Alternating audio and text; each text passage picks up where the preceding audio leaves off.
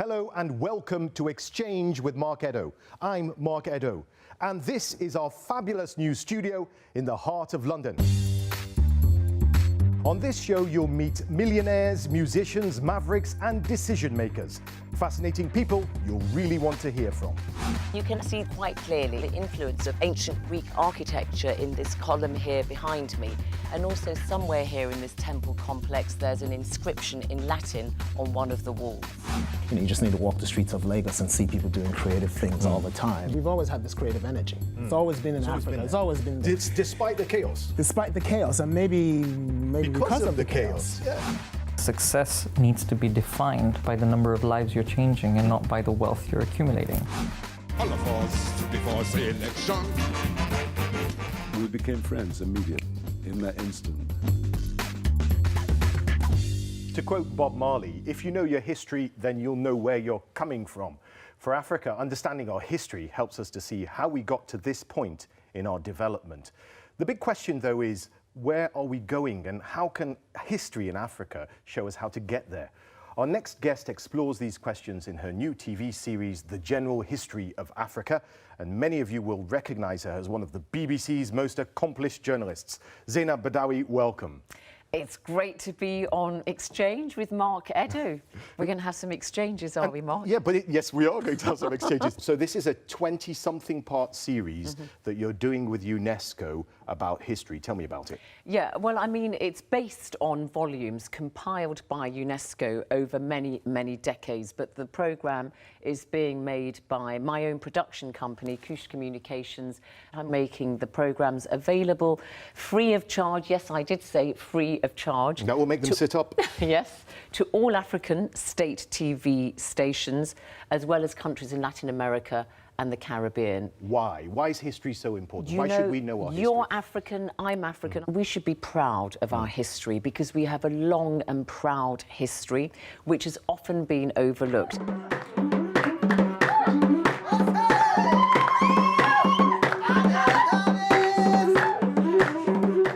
Basically, in the early 1960s, the newly independent African leaders, Nkrumah, Nyerere, and so on, said, look, we've decolonised our countries, we want to decolonise our history. So UNESCO scoured the continent of Africa for the best African experts. So this is Africa's history written by Africans. And that's an unusual bird's eye view, really, of African history. What surprised you? What surprised me is actually how rich Africa's history is. But what really, really inspired me and made me very passionate about this is to hear African experts, or ordinary African people even, talking about their legacy, their history, and you actually see that they are more than experts. They feel the history in a way that a very committed Western historian who has studied these countries may have the passion, but I just felt that they brought something different. And I know that you're a big believer in Africa's future. How do you feel about where Africa is right now? Of course there are setbacks, but if you look at the trend lines, I am an optimist when it comes to Africa. And that's why if you don't control your narrative from the past, it's very difficult for you to suddenly say, hey, I want to jump on this train. And that's what this history thing is about, exactly. Right? I really do want Africans to see just what a great continent they live in, and what a great past it has had, what a great present it has, and what a great future it has. Thank you, Zeinab. Thank you. You're a great guest. Thank you, Mark. Let's just take a peek at a little bit of it. OK. At Merowe, the Kushites embarked on a big building programme. You can see here at the ancient site of Musawarat clear evidence of temples and we think also palaces and other monuments. If you think you're not creative, our next guest will tell you that's simply not possible. EJ Nwokori believes we are all naturally creative, but sometimes our creativity is trained out of us. EJ is the CEO of the creative consultancy Wolf Ollens. Welcome. Thank you. So this universality, if I can call that, of creativity is not a new idea for you. You got it in a village in deepest Niger. In Nigeria, right? Well, I think I trace it back to growing up as a young kid on the streets of my village, which is not in a big city like Lagos or Abuja or Kaduna. It's a It's a small place that at that time didn't have electricity or running water. And having moved there from rural Pennsylvania in the States, and going to this place where, you know, if you wanted a toy, you had to create it. And if you wanted to have fun, you had to create that fun. And really beginning to understand that we didn't even have a word for creativity. In the language? In the Igbo language. It's just the closest word you can get to a phrase I would call akonuche. It's kind of a human ability. It's like you have intelligence. So it's not something that some people have and some people didn't have. It was something that we all possess. And getting it trained out of us, or in some cases, if you're in Nigerian schools, beaten out of you? Yeah, you know, and the funny thing about the Nigerian school system, I think, for all its flaws, is that it too required you to be creative. Yes. You know, getting to school is a creative act. Getting to school without, because I grew up in Nigerian school too. So you know the feeling, and I do think the problem with that is that there aren't creative industries for people to really participate in. But I don't think that the education system in Nigeria, because of its lack of facilities, I don't think that it trains creativity out of you. And I think that's why, you know, you just need to walk the streets of Lagos and see people doing creative things all the time. You see it everywhere. Everywhere. But when it comes to African businesses, I mean, if you say you're a creative consultant and you need to be more creative, they will say, what is that? I mean, right? Hey, the first thing I'd say is that I see a lot of creativity in African businesses. And again, for exactly the reasons we were talking about, I actually think Western businesses struggle more with thinking about creativity as a core capability of everybody in the organization. You know, they hire people like us to help them be creative. I think the problem for African businesses is the flip of that we've not created the structures for creativity. So how do you approach it as a global CEO? Do you have a global strategy, or do you say, look, we've got to have this approach for this part of the world and that? So I think one of the fascinating things for me, and this has happened in my career, and I would say even in the last 10 years, is that location is becoming much less a definer of people's attitudes to the world. I meet 24-year-olds in Lagos who have more in common with a 24-year-old in San Francisco than I do. Yeah, you know, they are. There is a ferocious optimism now amongst that generation. So these younger guys, the younger generation, is defined by their generation, regardless of where they are. Yes, and their attitude and to their the world. tastes and their interests and all the rest of it, and then that changes their approach considerably. Yes, I want to talk about something. I used to be a reporter in Silicon Valley during the dot-com boom from '96 to 2000. I saw companies go up, go down, and I remember interviewing Steve Jobs a lot. And one thing that Steve Jobs always did was he believed in the brutal simplicity of thought, call it that. He was always going, keep it simple, keep it simple, keep it simple. If someone came and designed a phone or a computer, it wasn't right, he sent the whole team back to make it more easier. Because what he thought was that you've got to remove the steps between you and the consumer, between you and the audience. How important is simplicity in creativity? I think it's incredibly important. But simplicity has to have a purpose, and Steve Jobs got this. I think a fundamental, and this links back to creativity, if you think about creativity as finding radically different and radically better ways of doing stuff, that allows you and that forces you to really think about who you're making something for. And that can be a really great simplification exercise, because all of a sudden I can eliminate everything that isn't of use to the person I'm making it for. That's the purpose of simplicity, It's not about just simplicity. stripping away things. It's about stripping away, because I am laser focused on the problem I'm trying to solve.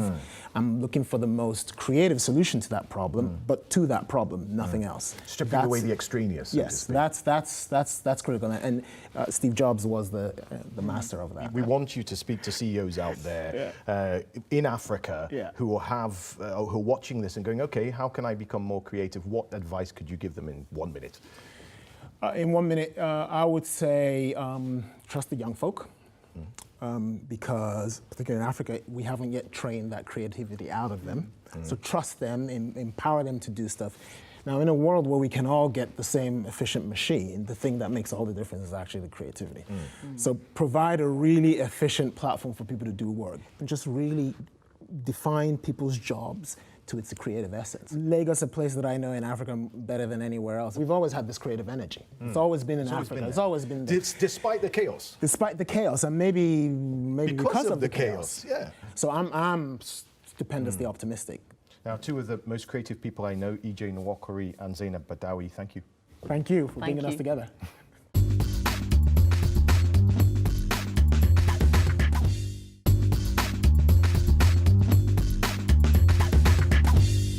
Who wants to be a millionaire or a billionaire? Everyone, right?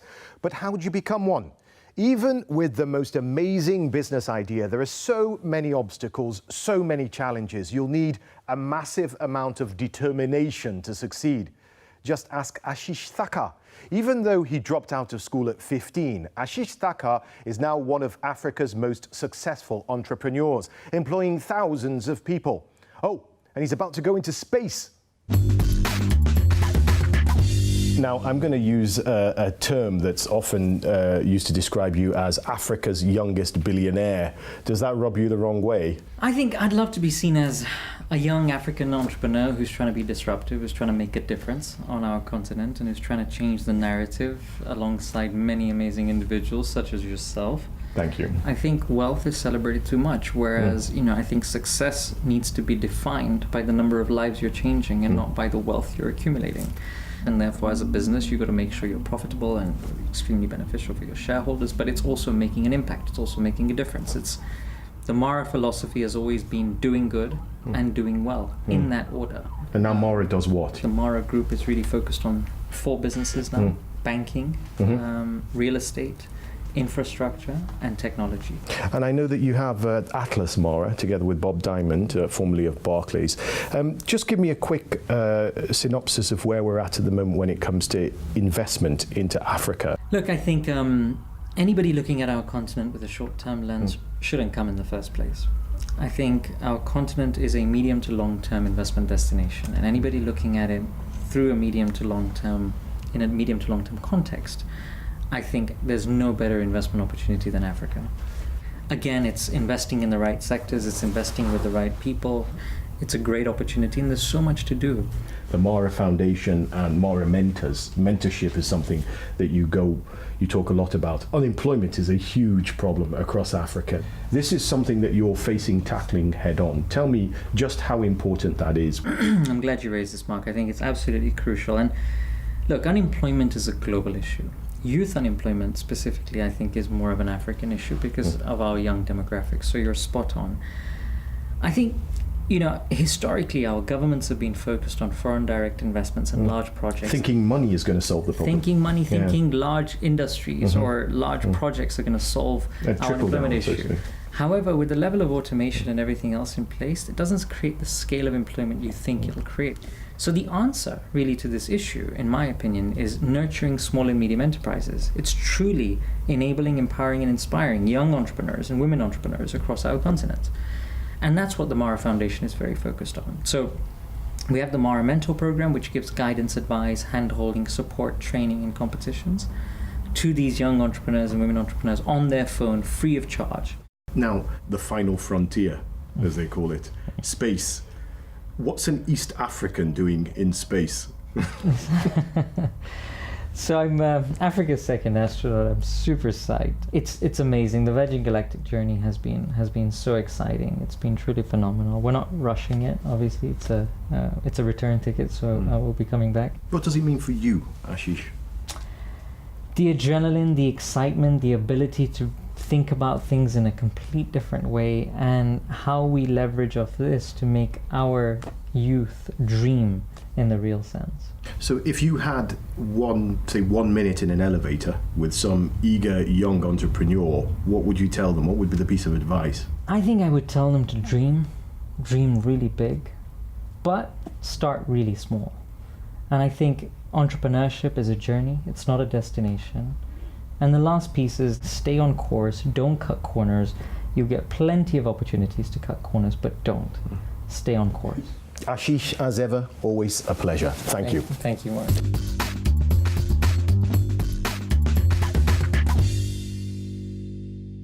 The late, great Afrobeat legend Fela Anikulapo Kuti. Kids, get louder. Kids.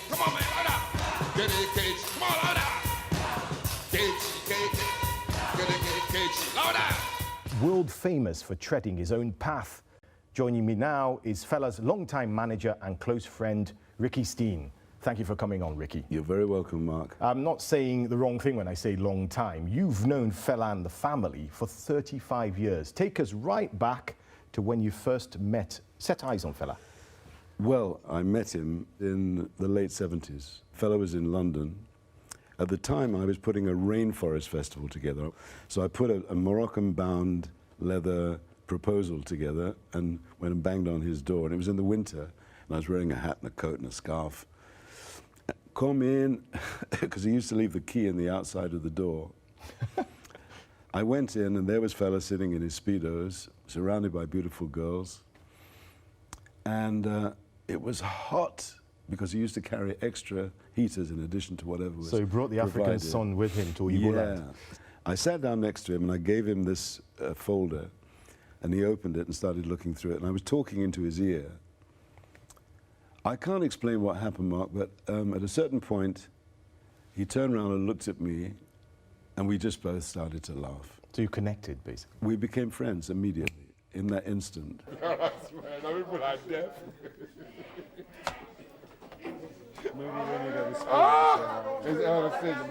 Fela is just one artist that you've managed. I mean, people might not know this, but you were the one that organized the first ever European tour for Jimi Hendrix, of all people. Yes. And you've worked with the Moody Blues, you've worked with a lot of great artists. But it seems like Fela is closest in your heart. You've described yourself as the self-appointed guardian of the Fela legacy. Why? Yes. Because I loved him dearly, and because I respected what he stood for, and because I found, somebody that was ready to take the licks that Fela took. There has not been anybody in this whole politics in Africa. Only two people have walked on the streets to follow people to where they are going. Nkrumah and my mother. What are you talking about?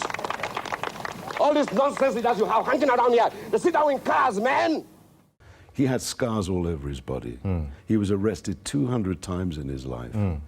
But he never stopped the guy. He'd say, well, they didn't kill me.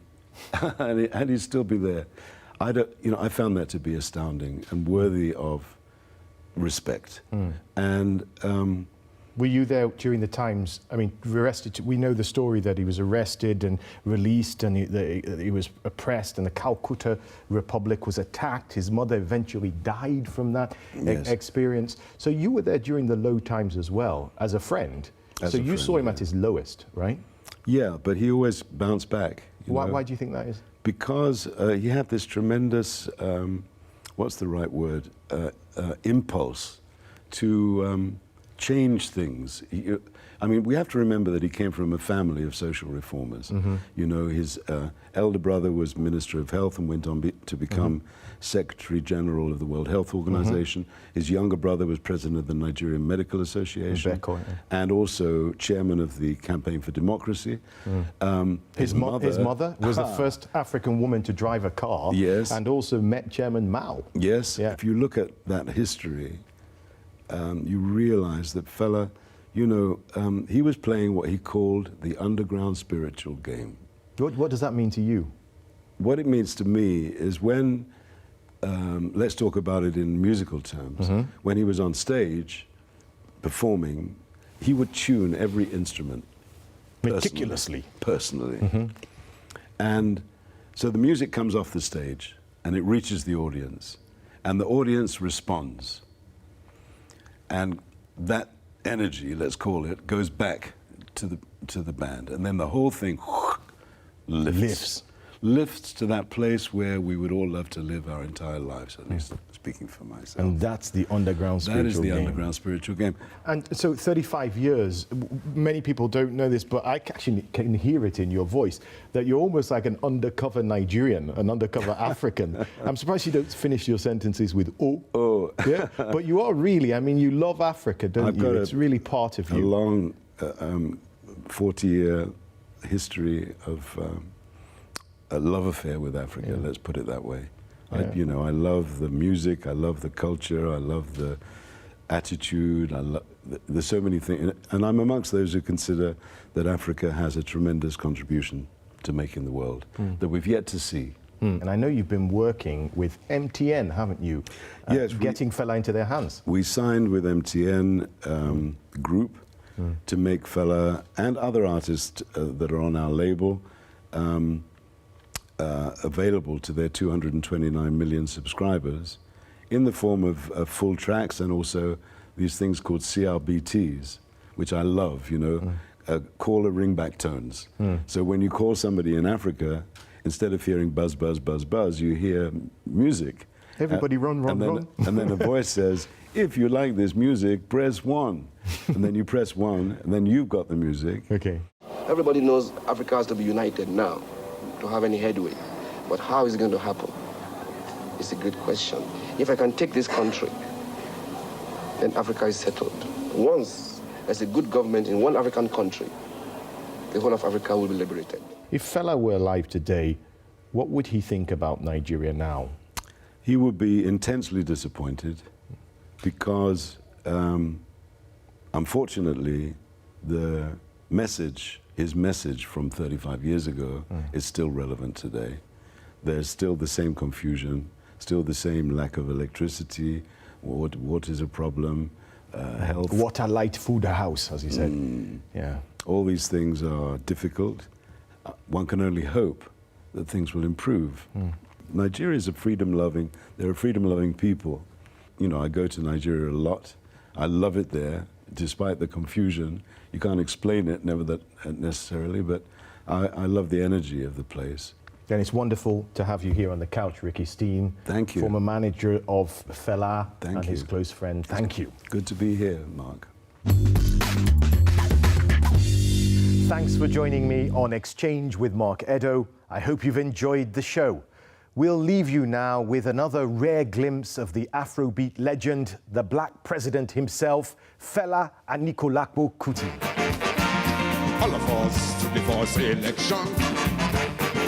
And the second election all in Nigeria. And the second election like it was a pass. Babala nonsense. He passed the rigging. He passed corruption. Which kind of election be this? Babala nonsense. Babala nonsense.